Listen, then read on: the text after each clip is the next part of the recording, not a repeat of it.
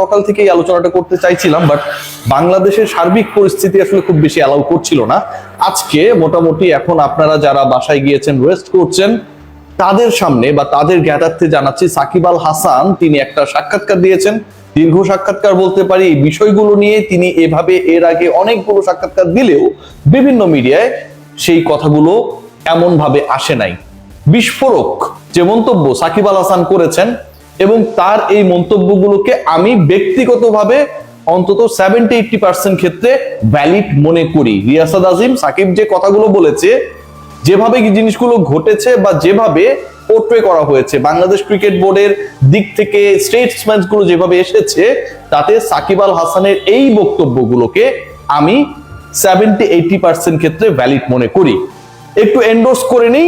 Endorse করার পরে সাকিব আল হাসান কি বলেছে এবং কি কারণে বিস্ফোরক বলছি, কি কারণে সাকিব আল হাসানের এই বক্তব্যগুলো ডেফিনেটলি সাকিবকে শুধু বাংলাদেশের মিডিয়া না, ওয়ার্ল্ড মিডিয়া ফলো করে, তারাও এই মন্তব্যগুলোকে সিরিয়াসলি নিলে বাংলাদেশ ক্রিকেট বোর্ড তারা একটা বড় ট্রাবলে পড়তে যাচ্ছে।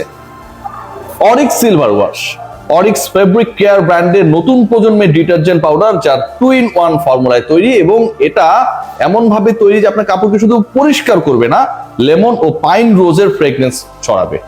সাকিব আল হাসান যা বলেছে সেখানটা আসলে কোনো এরকম ফ্রেগনেন্সের খবর আমরা পাচ্ছি না।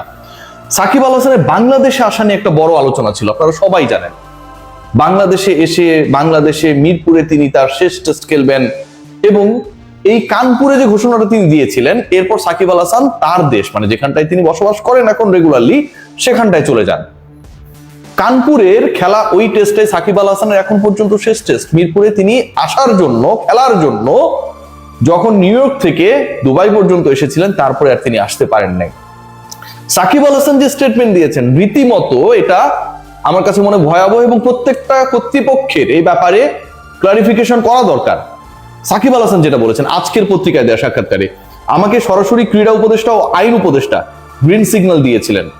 তখনকার ক্রীড়া উপদেষ্টা আসিফ মাহমুদ সজীব ভুইয়া, তখনকার যিনি আইন উপদেষ্টা তিনি এখনো আইন উপদেষ্টার দায়িত্বে রয়েছেন আসিফ নজরুল স্যার, এবং তিনি এই মুহূর্তে ক্রীড়া উপদেষ্টার দায়িত্বেও রয়েছেন। গ্রিন সিগন্যাল দিয়েছিলেন সাকিব আল হাসানকে, বাংলাদেশে তিনি এসে খেলতে পারবেন। আমি প্লেনে উঠেছি, এই গ্রিন সিগন্যাল পেয়ে তিনি প্লেনে উঠেছিলেন। বিসিবি থেকে আমাকে পুরো নিশ্চিত করা হয়েছে, বাংলাদেশ ক্রিকেট বোর্ডের অবস্থানটা দেখো, তখন ফারুক আহমেদ প্রেসিডেন্ট, পুরো নিশ্চয়তা দেওয়া হয়েছে যে ইউএসএ থেকে তিনি যদি চলে আসেন তাহলে খেলতে দেওয়া হবে। দুবাই নামার পর তাদের সব জায়গা থেকে আবার বলেছে না, তাদের নাকি 12 ঘন্টার মধ্যে পরিস্থিতি অনেক বেশি পরিবর্তন হয়ে গেছে। সাকিব আল হাসান যখন দুবাইতে নামলেন, তারপরে যেই কর্তৃপক্ষগুলো আইন উপদেষ্টা, ক্রীড়া উপদেষ্টা, বাংলাদেশ ক্রিকেট বোর্ড, তিনটা কর্তৃপক্ষের কথা সাকিব আল হাসান বলছেন, তারা বলছেন যে 12 ঘন্টার মধ্যে পরিবেশ পরিস্থিতি চেঞ্জ হয়ে গেছে, তুমি না এলেই ভালো হয়। খেয়াল করে দেখুন যে 12 ঘন্টার মধ্যে কি এমন হলো, সেই ক্লারিফিকেশন বাংলাদেশ ক্রিকেট বোর্ড কখনো দেয় নাই। কখনো কোনো প্রেসিডেন্টের সময় আমরা সেই ক্লারিফিকেশন পাই নাই। সাকিব আল হাসান কেন আসতে পারলো না, স্পেসিফিক কোনো রিজন এখন পর্যন্ত আমরা পাই নাই। আচ্ছা, যদি সেই স্পেসিফিক রিজন থেকে থাকে, তাহলে সাকিব আল হাসান ইউএসএ থেকে যখন বাংলাদেশের উদ্দেশ্যে রওনা হলেন, তখনও তো সেই একই রিজন ছিল। 4 গুণ শক্তিশালী এনজাইম ও অধিক ফেনা সমৃদ্ধ অরিক্স সিলভার ওয়াশ মাত্র 70 টাকায়।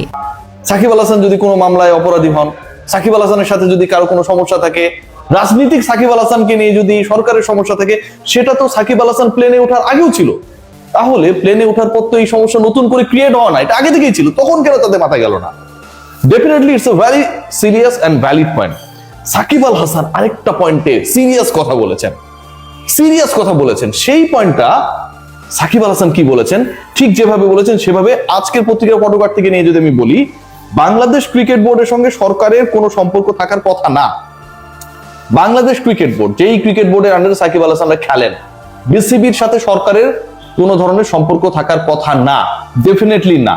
ফিফা এন্ড আইসিসির রুলস অনুযায়ী তাদের অধিভুক্ত যে ক্রিকেট বোর্ড এবং ফুটবল ফেডারেশনগুলো রয়েছে, they never be influenced by the government.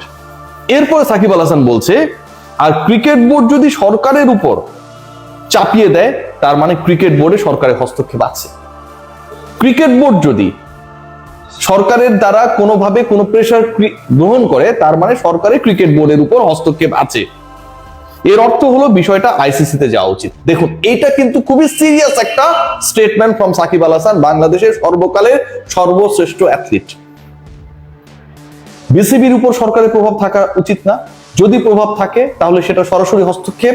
তৃতীয় লাইনে তিনি গিয়ে বলছেন যদি এরকম ঘটনা ঘটে তাহলে তো সেটা সরাসরি আইসিসিতে যাওয়া উচিত। তারপর কি বলছে শুনুন, তারপর তিনি বলছেন আমাকে যদি ক্রিকেট বোর্ডে ফেরত না নিতে পারে দেশে, এটা তাদের ব্যর্থতা, তাদের সঙ্গে সঙ্গে সাসপেন্ড হয়ে যাওয়া উচিত।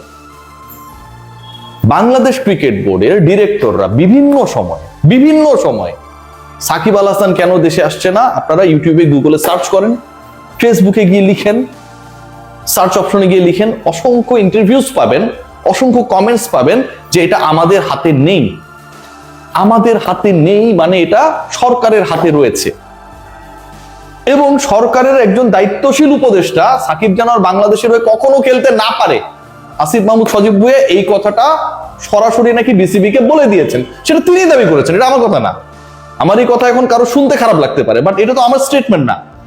সরকারের সে সময় ক্রীড়া উপদেষ্টা সাকিব আল হাসানের সাথে যখন ফেসবুকে যুদ্ধ চলছিল, তিনি বলে দিয়েছেন বিসিবির সাকিবের ক্ষেত্রে যে সিদ্ধান্ত নেওয়া হয়েছে সেটা ভালো সিদ্ধান্ত ছিল, মানে তাকে খেলতে না দেওয়া, এবং সাকিব আল হাসান যেন আর কখনো দেশের হয়ে খেলতে না পারেন বিসিবি কে তিনি সেভাবেই নির্দেশনা দেবেন।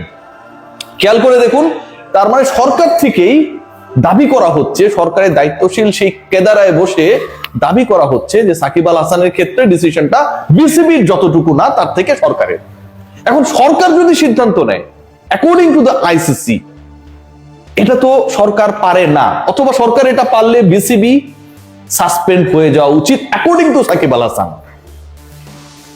সাকিব আল হাসানের এই স্টেটমেন্ট গুলো কেন আজকে এত গুরুত্বপূর্ণ, এত জরুরি, এত আলোচনায় আসার জন্য আমার কাছে মনে হয় যে ইম্পর্টেন্ট। কারণ এই কথাটা যদি ইবাদত হোসেন বলতেন, দেশের বাইরে থাকা তাপস দা বলতেন, তাপস বৈশ্য বলতেন, আলামিন হোসেন বলতেন, শফিউল ইসলাম বলতেন, এনামুল হক বিজয় বলতেন, এগুলো কোনো ম্যাটার করতো না। But Shakib Al Hasan is a global figure. বাংলাদেশের অপর নাম ক্রিকেটে সাকিব আল হাসান, ভেরি ট্রু।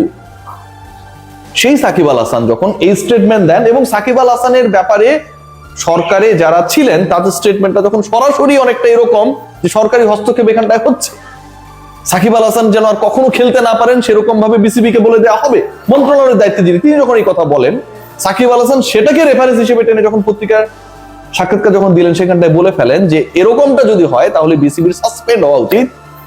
এটা মেজর ইস্যু, এটা ডেফিনেটলি মেজর ইস্যু। বিসিবির সাসপেন্ড হওয়া উচিত এই ইস্যুতে এই কথা কেউ কখনো বলে নাই, কেউ কখনো সাহস করে সেই কথাটা বলে নাই, কিন্তু Shakib Al Hasan for the first time তিনি এটা বলেছেন।